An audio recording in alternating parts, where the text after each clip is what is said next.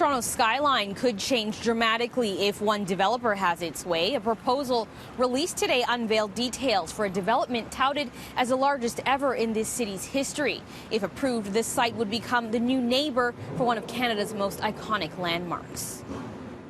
We've designed the building to complement the CN Tower, so the shape of the development moves upwards in a gentle arc towards the bottom of the observation deck, so it complements but doesn't overpower the CN Tower. This is the major project unveiled by Oxford Properties Group today. The $3.5 billion mixed-use development would replace office buildings on Front Street, just north of the Rogers Centre.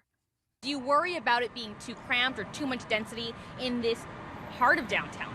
This is actually a large site, so it's 4 acres from Blue Jays Way to John Street, and I think it is what we are bringing to the site is an expansion of the financial core westward, which I think the city needs. 4 buildings, the tallest at 58 stories, would be part office space, part rental units. With 800 apartments, the developers say will be sized for families.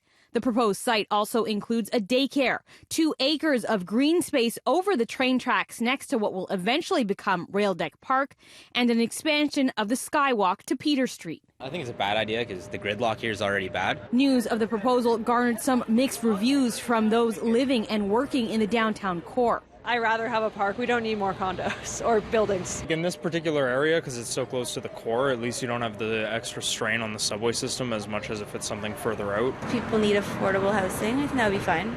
You'd be okay with short-term rental. When you get a proposal, that begins the review process. So it's far too early to say, is this a go or is it not? Rather, this is the beginning of a process. But there are a number of pieces on this site that are real opportunities. Area Councillor Joe Cressy says Oxford's plans check a lot of boxes. And with 2 schools already coming to the area, he's not concerned about adding more people to this neighborhood. We know we always need to do a great deal more in downtown to build more parkland. We know we need more childcare spaces. We need that critical social infrastructure that makes a site livable.